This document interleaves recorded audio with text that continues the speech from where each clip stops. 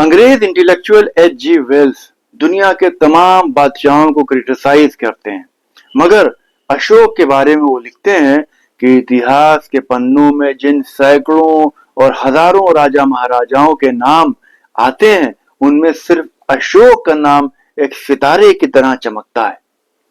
उसके नाम की इज्जत अभी तक वोल्गा नदी से जापान तक होती है।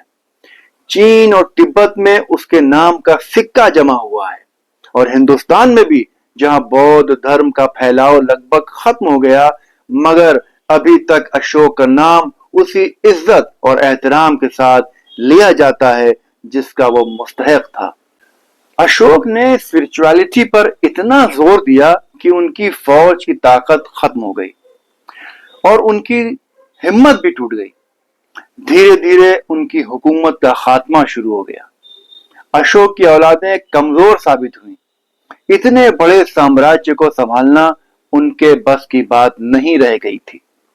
अशोक ने अपने बाप दादाओं की फौजी रविश बिल्कुल छोड़ दी थी। अशोक के बेटे और पोतों को तो यही सीख उससे मिली थी कि संयम और सब्र से काम लें और खून बहाने से दूर रहें। इसलिए उनमें लड़ने भिड़ने की कुव्वत भी नहीं रही। अशोक के मरते ही बाहरी ताकतें और जातियां भारत पर हमलावर हो गईं। मौर्य सम्राट उनको आगे बढ़ने से रोक नहीं सके।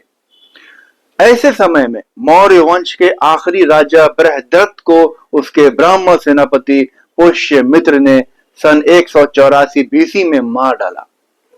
पुष्यमित्र खुद गद्दी पर बैठा, मगर वो खुद को सेनापति ही कहता रहा। उसके वक्त यूनानी राजा डिमिट्रियस ने नॉर्थ इंडिया पर चढ़ाई की और वो अवध तक बढ़ाया था, मगर पुष्यमित्र ने उसे हराकर भगा दिया।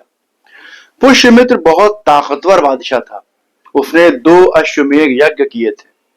पुष्यमित्र सन 159 बीसी के आसपास मर गया था और उसका बेटा अग्निमित्र उसके बाद गद्दी पर बैठा। इस डायनेस्टी के 10वें राजा देवभूमि को उसके ब्राह्मण मंत्री वासुदेव कान्व ने मार डाला था। इस तरह शुंग डायनेस्टी को खत्म करके वासुदेव पाटलिपुत्र की गद्दी पर बैठा।